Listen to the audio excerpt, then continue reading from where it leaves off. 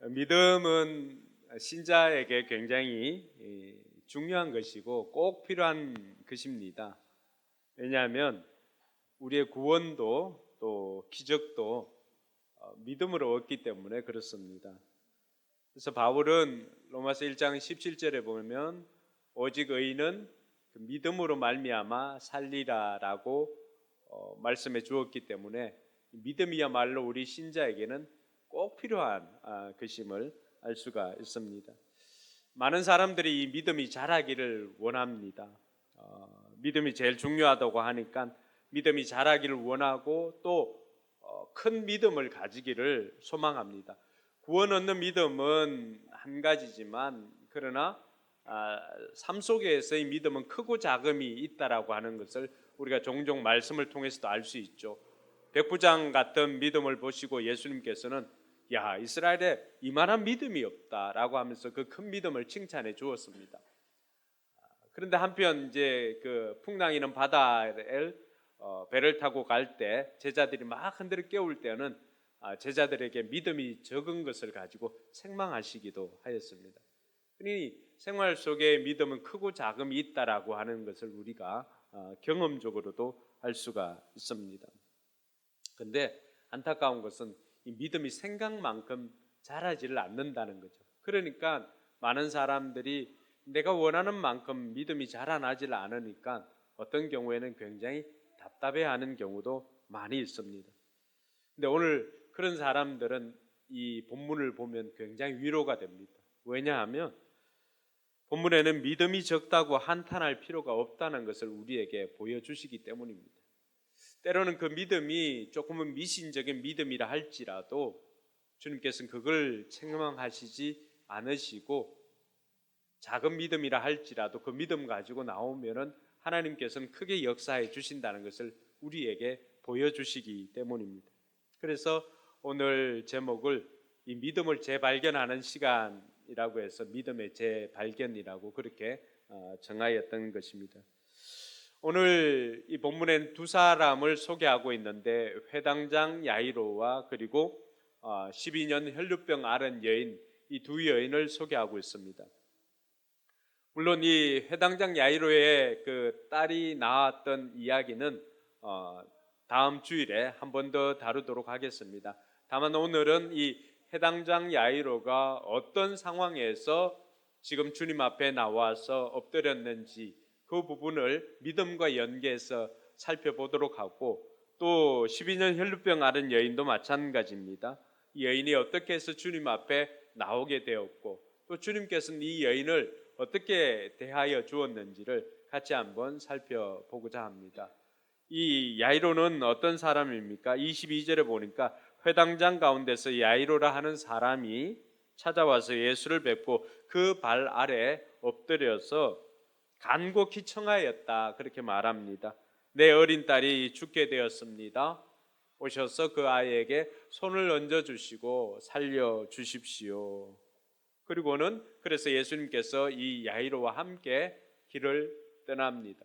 그 길을 떠나는 과정 중에 예수님께서 야이로의 딸을 살리기 위해서 길을 떠나다가 많은 사람들이 예수님을 쫓아왔고 또 그 사람들이 이렇게 미는 가운데 한 명의 12년 혈루병을 앓았던 여인이 또 등장을 합니다.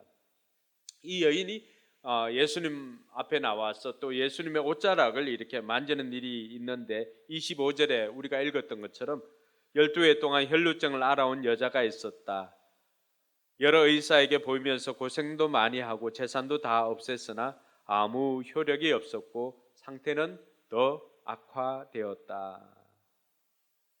야이로의 딸은 지금 거의 죽을 지경이었고 죽음 직전이고 이 혈루병 앓은 여인도 마찬가지죠.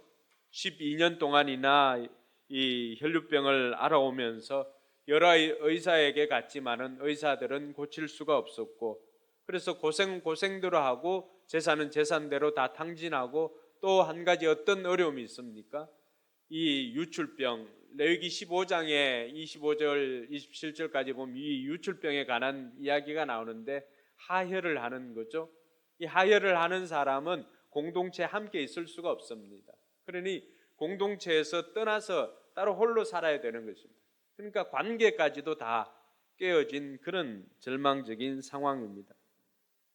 이 야이로의 딸도 마찬가지고 12년 혈루병 앓은 여인도 마찬가지인데 예수님께서 결정적으로 이 두 사람을 살려주시고 고쳐주십니다.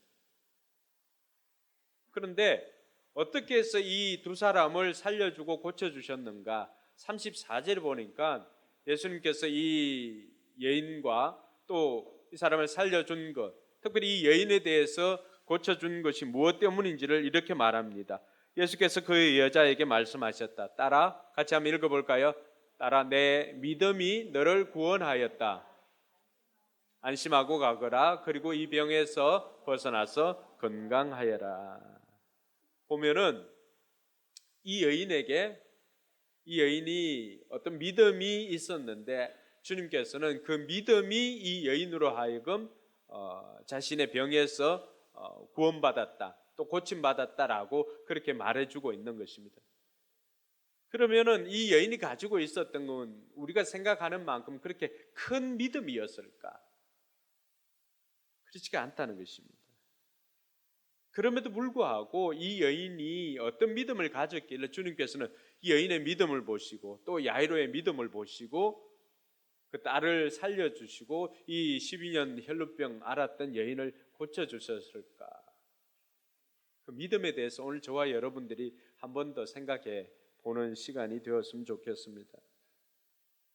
그래서 우리가 생각할 때 이들을 통해서 알 수 있는 그 믿음이라고 하는 것은 먼저 절망적인 상황에서도 문제를 가지고 예수님 앞에 나오는 것이 믿음이다라고 하는 것을 우리가 먼저 살펴볼 필요가 있습니다. 오늘 22절에 보니까 해당장 야이로가 나온 이유를 뭐라고 설명을 해주고 있습니까? 예수를 뵙고 그 발 아래 엎드려서 간곡히 청하였는데 내 어린 딸이 죽게 되었습니다. 어린 딸이 죽게 되었습니다. 여기 죽게 되었다라고 하는 이 단어는 어느 정도 상황이 되었을 때 죽게 되었다라고 쓸 수 있냐 그러면은 죽기 직전에 거의 회복이 불가능한 상태를 말하고 있습니다. 그 죽은 상태라고 해도 다르지 않는 그런 상황입니다. 그런데 이 딸이 그만큼 악한 상황에 있을 때 결국에는 어떤 일이 생기냐 그러면은 이 야이로의 집으로 가는 길에 35절에 보니까 그 야이로의 집에서 사람을 보내어서 이렇게 말합니다. 예수께서 말씀을 이제 12년 혈루병 앓은 여인과 말을 하는 거죠. 회당장의 집에서 사람들이 와서 회당장에게 말하였다. 따님이 죽었습니다. 이제 선생님을 더 괴롭혀서 무엇 하겠습니까? 라고 말합니다. 그러니까 야이로의 딸이 얼마나 그 상태가 좋지 않았는지를 너무나 분명하게 말해주는 것입니다. 그러니까 주변 사람들이 야이로가 예수님 앞에 간다라고 했을 때도 어떤 느낌이었을까요? 아니 가봐야 소용이 없다. 그러니까 35절에 와서 딸이 죽었으니까 이제 더 이상 예수님 괴롭히지 말아라 라고 하는 그 말 속에는 어떤 뉘앙스나 이런 게 느껴지지 않습니까? 그것 봐라, 죽는다 하지 않았느냐, 그러니까 예수님 모시고와도 소용없다고 하지 않았느냐, 이렇게 죽었는데 이제는 더 이상 괴롭히지 말라라고 하면서 그 정도로 절망적인 상황이었던 것이 이 야이로가 예수님 앞에 나왔던 그 상황이었습니다. 근데 믿음이라고 하는 것을 오늘 예수님께서 우리에게 가르쳐 주실 때 하는 것은 그런 절망 가운데서도 포기하지 않고 주님 앞에 나와서 아뢰는 것이 믿음이다라고 하는 것을 가르쳐 줍니다. 그러면 야이로는 그런 절망적인 상황에서 어디 다른 데 기댈 데가 없잖아요. 야이로의 마음속에는 이것도 해도 안 되고 저것도 해도 안 되고 그런 절망적인 상황에서 포기하지 않고 마지막이라는 심정을 가지고 예수님 앞에 나온 것입니다. 거기서 그 믿음이 크다 작다 어떻게 이야기할 수가 있겠습니까? 어디에도 의지할 데 없는 상황입니다. 그래서 찾아온 것이 예수님입니다. 예수님이라고 한다면은 혹시라도 이 상황을 좀 고쳐주시지 않을까, 이 상황을 좀 바꿔주시지 않을까 생각하고 그렇게 예수님 앞에 나왔던 것입니다. 예수님께서는 그렇게 그 절망적인 상황 가운데서도 포기하지 않고 나와서 예수님 앞에 그 문제를 가지고 아뢰고 도움을 요청한 것을 예수님께서는 이 야이로의 뭘로 봤다고요? 믿음으로 봤다라고 하는 것입니다. 우리의 믿음보다도 우리를 도와주시고 복 주시고 응답하시고자 하는 하나님의 의지가 너무 강하기 때문에 절망 가운데서도 찾아오시는 찾아오는 그거 하나 보시고 예수님께서는 큰 능력으로 소원을 이루어 주셨던 것입니다. 할렐루야. 사랑하는 성도 여러분, 여러분의 상황이 정말로 절망적인 그런 상황에 놓여 있는 분들이 있나요? 내 힘으로 해결할 수 없어서 이건 도저히 안 돼라고 하면서 주변에 있는 사람들은 아이고 이제 좀 그만 포기하라고 라고 이야기한 그런 것이 있나요? 아니 저 사람은 도무지 바뀌질 않아 라고 생각하면서 VIP를 오랜 시간 10여 년 오랜 시간 작정을 해도 저 사람 바뀌지 않아 그러니까 포기하라고 라고 말을 들은 적은 없나요? 주님께서는 오늘 이 야이로와 또 야이로의 딸과 그리고 12년 혈루병 앓은 여인을 통하여서 그런 절망적인 상황, 여러분 이 사람들이 소망이 없잖아요. 단테의 신곡을 읽어보면은 거기 지옥을 묘사할 때 단테가 그런 이야기를 합니다. 희망이 없는 곳이 뭐다? 지옥이다라고 이야기를 해줍니다. 그러니까 도무지 헤쳐나올 희망이 없는 거예요. 그래서 사람들은 이 소망이나 희망을 먹고 사는 것입니다. 여러분들이 희망이 없다라고 생각하면은 어떻게 될까요? 모든 것을 다 내려놓으면 자포자기합니다. 근데 오늘 이 야이로도 마찬가지고 혈루병 앓은 여인도 결코 그 절망적인 상황에서 포기하지 않았다는 것입니다. 그 순간에 주님 앞에 나와서 자신의 문제를 고백하고 그 모든 것들을 응답받을 수가 있었던 것입니다.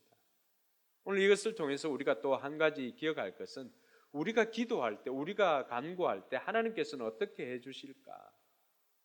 주님께서는 우리가 구하는 것을 들어주시는데 그 이유가 뭐냐 그러면 요한복음에서 요한은 그렇게 기록합니다. 내 이름으로 구하라. 너희 기쁨이 충만하리라. 우리에게 기쁨을 주시기 위해서 주님께서는 우리의 기도에 응답해 주십니다. 그래서 기도 응답 받으면 너무나 기쁘지요. 우리 생각에는 아픈 사람이 낫는 것이 최선입니다. 그런데 하나님께서는 여러 상황을 다 고려합니다. 아픈 사람도 고려하고 또 주변에 있는 사람도 고려하고 여러 상황을 고려해서 가능한 우리가 구하는 대로 응답해 주시지만 그러나 때로는 우리가 구하는 것보다도 최선을 선택할 때가 있더라고 하는 것입니다. 그래서 기도하고 기도한 대로 안 되었다고 우리가 낙심할 것이 아니라 하나님께서 이 상황 가운데서 합력하여 선을 이루시니까 그 선은 뭐예요? 최선을 이루어 주셨구나라고 우리가 받아들여야 할 것입니다. 그래서 먼저 우리가 이 믿음을 정의할 때 절망 가운데서도 포기하지 않고 주님 앞에 나와서 구하는 것이 바로 믿음이다라고 하는 것을 우리가 기억하기를 바랍니다. 두 번째로 이 믿음에 대해서 생각해 볼 것은 생각을 바꾸는 것이 믿음이다라고 하는 것을 알 수가 있습니다. 오늘 12년 혈루병 앓았던 여인 모든 것을 이제는 다 포기하고 점점 뭐가 심해진 거예요? 고통만 더해진 거예요. 돈도 없지요. 이제는 의사도 못 고쳐주지요. 그러니까 소망이 없는 상황 아닙니까? 근데 이런 상황 가운데서도 포기하지 않았다는 거죠. 28절에 보니까 이 여인이 어떤 생각을 하게 되었습니까? 그 여자는 내가 그의 옷에 손을 대기만 하여도 나을 터인다 하고 생각하고 있었던 것이다 라고 그렇게 말합니다. 여러분 믿음은 생각으로부터 시작하는 것입니다. 생각 속에 오늘 이것을 한번 해봐야 되겠다, 생각 속에 포기하지 않고 이것 해봐야 되겠다라고 그 생각이 바뀌었던 거죠. 그 이전에는 12년 동안에는 해볼 거 다 해봤잖아요. 용하다고 하는 곳은 다 찾아가 봤잖아요. 근데 의사도 유명한 명의들 다 찾아가 봤잖아요. 근데 그렇게 찾아가 봐도 그들에게서는 자신의 병을 고칠 만한 능력이 없었던 거죠. 그러니 돈은 돈대로 다 들어가고 또 관계는 관계대로 다 깨어지고, 그리고 몸은 점점 힘들어지는 거예요. 근처에 미즈메디 병원이 있으니까 이 병원에 이제 그 난임 환자들이 많이 옵니다. 제 친구 중에서도 오랜 난임이 있어가지고 이렇게 하는데, 그 시험관 시술이나 이런 거 하지 않습니까? 시간 맞춰가지고 뭐 주사를 맞는가 이렇게 하잖아요. 너무너무 고통스러운 거예요. 그렇게 해도 아이가 생기지 않고, 아이가 생기지 않으니까 또 결혼한 기간은 또 점점 길어지고, 또 자기 아내의 나이도 점점 들어가니까 너무나 힘든 거죠. 그러니 그 시간이 오래되면 긴 병에 효자도 없을 뿐만이 아니라 버틸 재력도 없고, 그리고 내 몸도 점점 나빠지는 거죠. 결국 제 친구 가정은 이제 아이를 입양해서 이렇게 키우고 있는데, 오늘 이 여인에게도 마찬가지입니다. 모든 것들 다 해봤지만 상황이 점점 악화되는 거예요. 근데 이 여자가 어느 날 소문을 듣고는 자기 생각을 바꿉니다. 그동안 절망 가운데 살아왔던 이 혈루병 앓은 여인이었는데, 오늘 27절에 보니까 이 여인이 소문을 들었습니다. 어떤 소문을 들었을까요? 이 여자가 예수의 소문을 듣고서, 같이 읽습니다. 예수의 소문을 듣고서 뒤에서 무리 가운데로 끼어들어와서는 예수의 옷에 손을 대었다. 여러분, 이 여자가 예수의 옷에 손을 댄 이유는 뭐예요?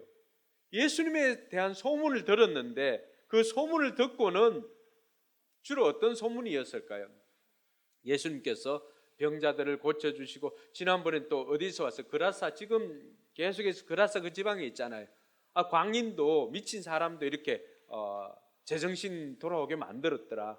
수많은 이야기를 들으니까 이 여자도 자기 마음속에 뭐가 생긴 거예요? 28절에 보니까 나도 예수님 옷자락만 만져도 자기가 나을 것 같은 그런 기대감이 생기는 거예요.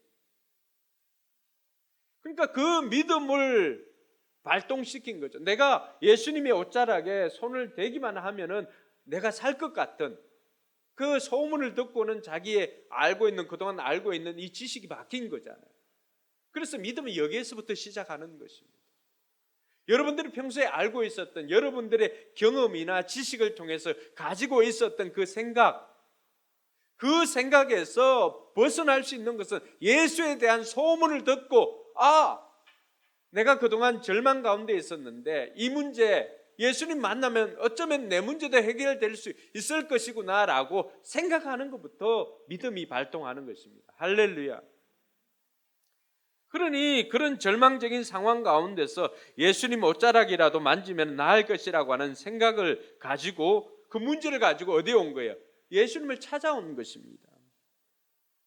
여러분, 유출병 가지고 있는 사람은, 하혈하는 사람은 사람들에게 나오지를 못합니다. 왜냐하면은 나오게 되면은 거기에 레위기에 기록된 대로라고 한다면은 돌에 맞아 죽어도 원망하지 못하는 그런 죄인 취급을 받게 되는 것입니다. 근데 이 여자가 지금 사람들이 막 밀고 있는, 사람들이 예수님을 따라서 계속해서 야이로의 집까지 이렇게 진행하는 그 과정에서 사람들이 많잖아요. 근데 이 여자가 예수님 앞에 나왔다는 것은 뭐예요? 여자가 뭘 걸은 거예요? 목숨을 건 것입니다. 그냥 있어도 죽잖아요. 근데 그냥 있어도 죽는데, 이 여자가 택한 것은 내가 가만히 있어도 죽는데 예수의 소문을 들으니까 어쩌면 예수님이라고 한다면 내가 그분의 옷을 손을 대기만 하면 내가 나을 수 있을 것이라고 하는 그 기대감을 가지고 실제로 그 생각을 뭘로 바꾼 거예요? 행동을 바꾼 것입니다. 할렐루야. 추상적이지 않고 아주 구체적으로 자기 안에 만들어지는 믿음이 있는 거예요. 비록 그 믿음은 미신적인 요소가 다분하지만은 그러나 이 여인이 생각을 씨앗처럼 심었던 것이죠. 그 생각이 자라서 이제 열매가 되는 것입니다. 생각을 행동으로 바꾼 그 힘이 뭘까요? 간절함입니다. 간절함. 이 문제가 해결되지 않으면은 차라리 죽는 게 나을 만큼의 간절함입니다. 사람들과 함께하지 못하는 이 유출병이지만은 그러나 그가 가지고 있었던 것은 어쩌면 내가 이렇게 앉아 있어도 죽을 것인데 예수님의 옷자락을 만지면 나을 것이라고 하는 그 기대감을 가지고 이제는 그 간절함으로 예수님 앞에 나와서 행동으로 옮겼다는 것입니다. 여기에 기적의 포인트가 있는 것입니다. 많은 사람들이 생각 속에 머물러 있습니다. 그렇게 하다 보니까 자꾸만 안 될 핑계들을 찾습니다. 여러분, 우리가 코로나를 지나면서 우리에게 야성이 떨어졌는데 조금만 아프거나 조금만 일이 생기면 어떻게 합니까? 먼저 우리는 교회에 나가지 않을 이유를 찾습니다. 교회에 못 나가겠다. 오늘은 이번 주는 이래서 교회 못 나가고 저번 주는 저래서 못 나왔고 다음 주는 이래서 못 나올 것 같다가 아예 자기 바람이 3주까지 이렇게 예상을 합니다. 여인이 우리에게 던져주는 도전은 무엇입니까? 이것 때문에 못 나오고 저것 때문에 못 나오고 하는 것이 아니라 이것 때문에 나와야 되고 저것 때문에 나와야 된다고 가르쳐 주는 것입니다. 그게 뭘까요? 간절함입니다. 내가 예배를 통하여서 내 삶의 문제가 내가 예수님 앞에 나와서 내가 하나님 앞에 나와서 예배를 드릴 때 주님께서 나를 만져주시면 주님께서 그 예배 시간을 통하여서 내게 말씀을 통하여서 역사하여 주시면 내 문제가 해결될 것이라고 하는 그 간절함이 있으면은 우리는 아픔에도 불구하고 하나님 앞에 나오는 것입니다. 바쁨에도 불구하고 하나님 앞에 나오는 것입니다. 그런데 많은 사람들이 아프다고 바쁘다고 그 이유를 가지고 오히려 주님 앞에 나오지를 않습니다. 그러니 기적을 경험하지를 못하는 것이죠. 제가 예전에 그 구역 모임을 할 때가 있었습니다. 그때 우리 동네 거기 어르신 몇 가정하고 그리고 저하고 또 젊은 가정 한 가정이 있었는데 그게 유동래 씨라고 하는 그 자매가 한 명이 있었어요. 이제 아이가 지원이 정도 될라나 아이 엄마였는데 그럼 그분이 그 위암 말기였어요. 그런데 이분이 어디에서 뭘 들었냐 그러면은 보신탕이 이 암에 좋다고 하니까 여러분 그때 그분이 20대 후반인가 30대 초반이었던가 그래요. 그 살이 빠져가 홀쭉한데 이분이 어느 날 저녁에 제가 가다가 제가 잘못 봤나 싶어서 다시 한번 눈을 씻고 본 적이 있습니다. 냄비를 들고 동네 그 보신탕을 사기 위해서 동네 돌아다니는 그 모습을 제가 본 적이 있습니다. 거동조차도 하기 힘들었던 그 젊은 자매가 그 냄비를 들고 사람들의 이런 것들 시선이나 이런 것들 아랑곳하지 않고 냄비를 들고 나온 이유가 뭘까요? 살고자 하는 간절함 때문이었던 것입니다. 혈루병 앓았던 여인이 오늘 예수님 앞에 그런 어차피 나와서 자기가 유출병이 있다는 것을 알면 사람들에게 그 돌에 맞아 죽게 될 뿐만이 아니라 거기서 격리되지요. 그럼에도 불구하고 나올 수 있었던 건 무엇입니까? 내가 예수님 앞에 나가서 옷자락을 만지면 살 것이라고 하는 그 기대감 때문이었습니다. 오늘 저와 여러분들에게도 이 간절함이 있기를 주님의 이름으로 축원합니다. 생각을 행동으로 바꿀 때 그것이 우리의 믿음이 작동하게 만드는 것인데 거기에서 기적이 일어나는 것입니다. 지금까지 우리를 절망하게 했던 것이 무엇입니까? 생각이 바뀌지 않았을 뿐만이 아니라 그 바뀐 생각을 행동으로 옮기지 않았기 때문에 우리는 기적을 경험할 수가 없었는데 늘 우리는 그것 때문에 주님 앞에 나오지 못했던 것입니다. 근데 혈루병 앓은 여인이나 오늘 야이로가 우리에게 보여주었던 것은 뭐죠? 그것 때문에 주님 앞에 나오니까 기적을 경험하게 되는 것입니다. 할렐루야. 여러분들이 하나님 뜻대로 살고 싶은데 여러분들 마음속에 아니 이것 때문에 나는 하나님의 일을 못해, 이것 때문에 안 돼, 이것 때문에 못하겠어라고 했던 것 있잖아요. 주님께서는 그것 때문에 여러분들이 그 일을 하기를 원하십니다. 그것 때문에 여러분들이 하나님 나라의 일들을 감당하고자 할 때 하나님께서는 그것 때문에 역사해 주시는 줄 믿으시기 바랍니다. 그래서 믿음이라고 하는 것은 우리의 생각을 바꾸고 그 생각을 행동으로 옮기는 것이 믿음이다라고 하는 것을 이 혈루병 여인을 통해서 우리에게 가르쳐 주는 것입니다. 세 번째는 믿음이라고 하는 것은 상대방과 나를 연결하는 것이 믿음이다라고 하는 것을 말해주고 있습니다.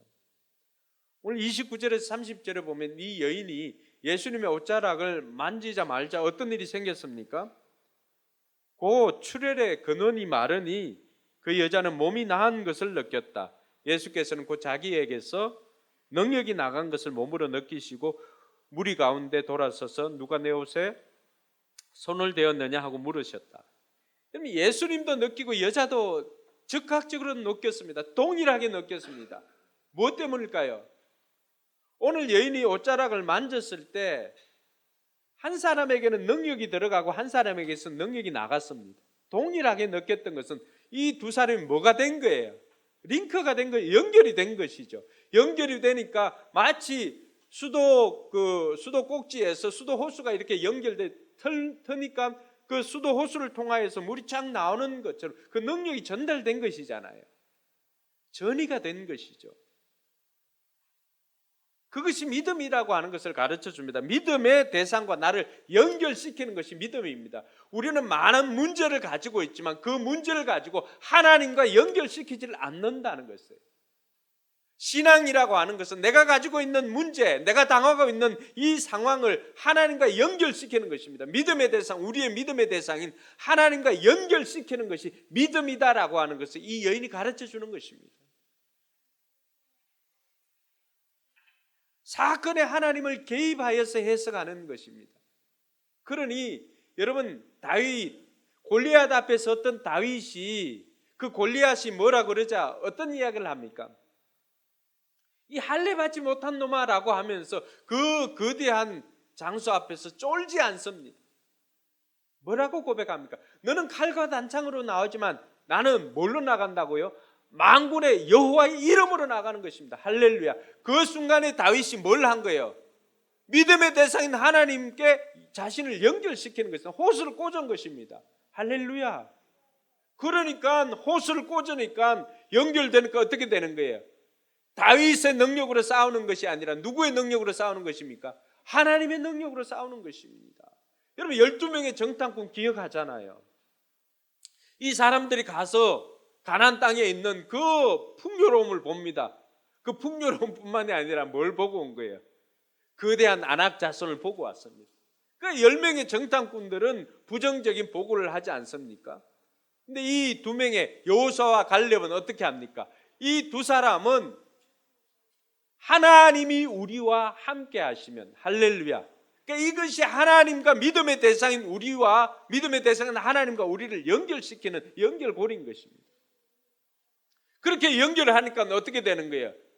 여호수아와 갈렙의 능력이 아니라 만군의 여호와의 능력이 우리와 함께 하니까 그 순간에 저들은 우리의 뭐가 되는 거예요? 밥이 되는 거죠. 여기까지 따라오십니까? 그러니까 우리가 당하는 상황이나 우리가 만나는 환경들 이런 것들 가운데 우리의 믿음을 작동시키는 게 뭐라고요? 믿음의 대상인 하나님과 나를 연결하는 것. 마치 수도꼭지에 호수를 연결하면 어떻게 되는 거예요? 그 수도꼭지를 통해서 물이 수도 호수를 타고 내려오는 것입니다. 이게 전이 되는 거잖아요. 우리가 믿음의 대상인 하나님과 우리가 믿는 순간 상대방과 하나님과 나와는 연결된다는 것을 이 혈루병 앓은 여인이 우리에게 가르쳐주고 있는 것입니다. 연결되는 순간 모든 것을 공유하게 되는 것입니다. 예수님의 능력이 내게 전이가 되기 때문에 우리는 예수님의 능력으로 그 상황을 맞이하게 되더라고 하는 것입니다. 사랑하는 성도 여러분, 이번 한 주간도 우리의 삶의 수많은 일들을 우리가 만나게 될 것인데 그때마다 저와 여러분들이 믿음의 대상 하나님을 연결시키는 은혜가 있기를 주님의 이름으로 축원합니다. 뿐만 아니라 이 여인을 통해서 우리가 한 가지 배워야 되는 영적 상식이 있습니다. 뭔가 하니까 영적 사역은 영적 능력을 고갈시킨다는 것입니다. 오늘 예수님께서 본인이 뭘 느낀 여인도 옷자락을 만지는 순간 자기 몸이 나은 것을 바로 느껴본 거예요. 근데 예수님도 뭘 느낀 거예요? 자기에게서 능력이 나간 걸 느꼈다는 거죠. 이 능력이 나간 걸 느끼신 예수님께서는 뭐라고 말합니까? 무리 중에 누가 나를 만졌느냐고 이야기를 합니다. 그러니까 제자들은 아니 사람들이 밀려서 그랬는데 또 예수님 오버하신다 막 이렇게 또 예수님을 또 막 책망하는 거죠. 근데 그게 아니라고 하는 거죠. 여러분 영적 사역은 영적 능력이 나가게 되니까 고갈이 됩니다. 이런 걸 언제 느끼냐 그러면은 저도 금요 예전에 성령 집회 이렇게 할 때 금요일 때나 이렇게 안수하고 하면은 그럴 땐 굉장히 마음이 이제 다 끝나고 나잖아요. 굉장히 마음이 허해집니다. 그래서 이 마음이 허한데 몸이 허한 줄 알고 이제 야식을 먹으니까 몸만 살이 찌는 거죠. 여러분 교사들 그런 걸 못 느끼나요? 주일날에 아이들 가르치고 하면 주일날에는 유독 배가 더 고픕니다. 우리가 이 군대밥처럼 이렇게 쪄서 하는 밥도 아니고 그럼에도 불구하고 주일에 더 배가 고픈 이유가 뭘까요? 생각해 보니까 이거 영적 사역을 하면 영적인 능력이 고갈됩니다. 우리 눈에 안 보니까 영적인 거니까 우리 눈에 안 보여서 그런데 그래서 주일날 교사들 배고픈 거 당연한 겁니다. 그래서 집에 가서 그 육적인 것으로 자꾸 이제 음식을 배고프다 생각하니까 음식으로 자꾸 채우려고 하다 보니까 몸이 좀 살찌는데 예수님께서 우리에게 가르쳐 주신 것은 그게 아니에요. 예수님께서 사역하시고 늘 밤에 뭘 하셨어요? 그런 영적인 사역을 하고 난 다음에 예수님께서는 홀로 한적한 곳에 가서 뭘 하신 거예요? 하나님 앞에서 자기를 충전시킨 것입니다. 할렐루야.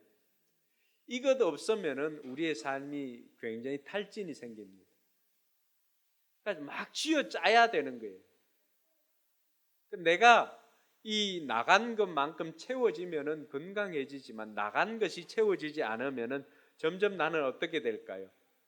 점점 나갈 것이 없으니까 쥐어 짜야 되고 하다 보니까 내가 영적 침체에 빠지게 됩니다. 수많은 사역자들이 사고를 치는 이유가 뭘까요? 특별히 영적 사역은 더합니다. 어느 순간부터인가 바쁘다 보니까 그런 사역을 하고 난 다음에 기도로 채우는 시간이 없어요. 충전이 되지 않으니까 자꾸만 없는 것으로 하다 보니까 점점 침체가 되어지고 번아웃에 빠지게 되는 것입니다. 예수님께서 오늘 우리에게 가르쳐주는 원리가 그거예요. 영적인 사역에는 영적인 능력이 나간다는 것, 영적 고갈이 있다라고 하는 것을 알고 그 사역 이후에는 반드시 우리는 기도로 하나님 앞에 우리가 빠져나간 것만큼 채우는 그런 지혜가 필요합니다. 예수님께서 한적한 곳에 가서 기도했던 이유도 바로 그러한 것입니다. 영적 사역을 감당하는 목자 목녀들이나 또 교사들 반드시 기억해야 되는 것은 내가 어떤 사역을 끝내고 일정 시간 하나님 앞에 충전하고 기도로 충전하지 않으면은 내 마음속에 자꾸만 불평이 생기고 원망이 생기고 마치 영적 흑기가 이렇게 드는 이유는 바로 그것입니다. 그때는 육적인 것으로 채우기보다는 영적인 것을 채우면 육적인 것도 다 함께 채워지는 것을 경험하게 될 것입니다. 그래서 믿음이라고 하는 것은 우리 믿음의 대상이 나를 연결시키는 것임을 기억하는 저와 여러분들이 되길 주님의 이름으로 축원합니다. 마지막으로 살펴볼 것은 그렇게 경험한 것을 사실대로 고백하는 것이 믿음이다라고 하는 것을 가르쳐 줍니다. 여러분들이 혈루병 앓은 여인 같으면 지금 어땠으면 좋겠습니까? 내가 나음을 입은 것을 경험을 했어요. 그러면은 이제 다들 가만히만 있어주면은 나는 완벽하게 나았어. 아무도 모르게 이제 활동할 수 있는 거죠. 다시금 삶을 회복할 수 있는 거죠. 근데 예수님께서는 우리가 소리 없이 강한 레간자가 되기를 원하지 않습니다. 이 소식을 알리기를 원하십니다. 그래서 사실대로 고백하는 것까지가 믿음이다라고 하는 것을 우리에게 가르쳐 줍니다.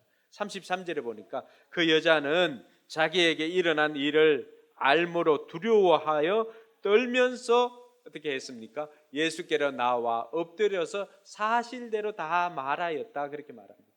누가 내 옷자락을 만졌지라고 했을 때 제자들은 아닙니다, 뭐 사람들이 밀어서 그렇습니다 라고 했는데 이 여자는 알았다는 거죠. 그래서 예수님 앞에 나아가서 엎드려서 자기에게 일어난 일들을 사실대로 고백을 합니다. 내가 내 능력이 아니라 예수님의 능력으로 이 기적을 경험했습니다라고 고백을 하는 것입니다. 많은 사람들이 자기에게 어떤 기적이 일어나거나 이렇게 되었으면 마치 자기 실력인 양 자기가 뭘 한 것으로 생각하고 있지만은 정작 하나님께서 우리에게 원하는 것은 그게 아닙니다. 하나님의 능력으로 하나님께서 이것을 해 주셨습니다라고 고백하는 것까지가 치유의 전 과정이고 믿음인 것을 말해주고 있습니다. 왜냐하면 그것을 통해서 또 다른 영혼들을 구원할 수가 있기 때문입니다. 그래서 치유받은 자의 책임은 거기까지입니다. 내가 주님 앞에, 지난번에 그라사 광인도 어떻게 예수님께서 뭐라고 말씀하셨습니까? 내가 네게 행한 큰 일을 알리라, 알리는 것까지입니다. 34절에 보니까 그러자 예수께서 그 여자에게 말씀하셨다. 딸아, 내 믿음이 너를 구원하였다. 안심하고 가거라. 그리고 이 병에서 벗어나서 건강하여라. 여러분, 여기서 예수님께서 하신 것이 뭘까요? 이 여인의 잘못된 믿음을 교정해 주었습니다. 그렇지 않았다면 이 여인은 평생 어떤 행동을 했을까요? 마치 미신처럼, 그럼 스키너 그 프라블럼 상자 그 아세요? 스키너 실험이라고 하는데, 이 심리학 실험인데, 비둘기가 어떤 그 행위를 하면은 그 레바에서 그 먹이가 나오거나 물이 나옵니다. 그리고 그래서 그 스키너가 만들었던 그 실험 상자 거기에 새가 이렇게 해가지고 콕 쪼으면은 그 먹이가 나오도록 해놓으니까 그것도 없어도 비둘기 생각에는 새 생각에는 뭐라고 했을까? 자기가 이렇게 해서 먹이가 나왔다고 생각하니까 시도 때도 없이 그냥 이렇게 합니다. 여인이 자기가 예수님 옷자락을 만져서, 이제 여인이 그런 생각을 했잖아요. 옷자락을 만져서 나았다고 생각하게 되면은 이 여인은 평생 뭐만 붙잡으러 다닐까요? 감기 걸려도 옷자락, 뭘 해도 옷자락만 만지는. 그 하다 안 되면 어떻게 될까요? 예수님 전 옷자락 잘라와가지고 여기 해가지고 이거 그 예수님 옷자락이다 그러고, 나중에는 안 되면은 자기 그 만든 것을 가지고 또 옷자락이를, 그럼 하여튼 옷자락이 효염이 있는 것처럼 생각하는 거예요. 예수님께서 뭘 가르쳐 주는 거예요? 옷자락이 아니라 네 믿음 때문이다라고 가르쳐 주는 것입니다. 할렐루야. 하나님은 반드시 큰 믿음에만 역사하시는 분은 아닙니다. 작은 믿음이라 할지라도, 오늘 이 여인처럼 미신적인 믿음이라 할지라도 하나님께서는 역사하신다는 것을 우리에게 가르쳐 주고 있습니다. 나는 왜 이렇게 믿음이 자라지 않을까라고 생각하는 분들이 있다면 오늘 이 야이로나 또 12년 혈루병 앓은 여인처럼 때로는 포기하고 그냥 있었던 그것 절망하지 않고 문제를 가지고 마지막인 심정을 가지고 주님 앞에 나아가더라도, 그 작은 믿음이라 할지라도, 때로는 잘못된 믿음이라 할지라도 그것 가지고 나아가서 하나님 앞에 구하기만 하면 하나님께서는 들어주시는 것을 믿으시기 바랍니다. 왜 그럴까요? 하나님의 자비하심 때문에 그렇습니다. 그리고 우리를 불쌍히 여기시고 먼저 우리를 구해야 하기 때문에 그렇습니다. 구해놓고 난 다음에 믿음을 수정하는 것은 그 다음입니다. 주님께서는 우리를 불쌍히 여겨주시고 우리의 작은 믿음이라 할지라도 때로는 잘못된 믿음이라 할지라도 그것 가지고 역사하고 난 다음에 주님께서 원하는 믿음이 어떤 믿음인지를 우리에게 가르쳐 주시고 이제는 그 믿음대로 살기를 원하십니다. 많은 사람들이 여기를 생각하다 보니까 정작 자기는 문제가 있어도 주님 앞에 나아가지를 않습니다. 오늘 예수님께서 우리에게 가르쳐 주시는 것이 뭔가요?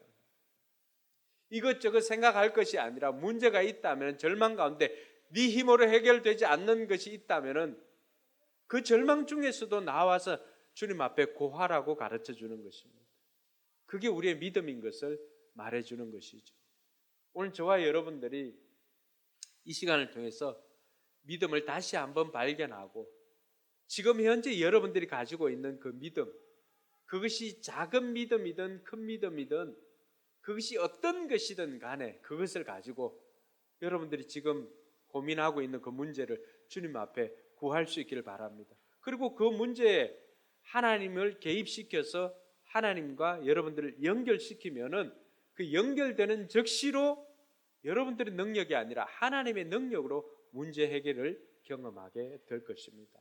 이번 한 주간도 주님 앞에 여러분들이 고민하는 문제를 가지고 나아가서 응답받는 저와 여러분들이 되길 주님의 이름으로 축원합니다. 기도하겠습니다.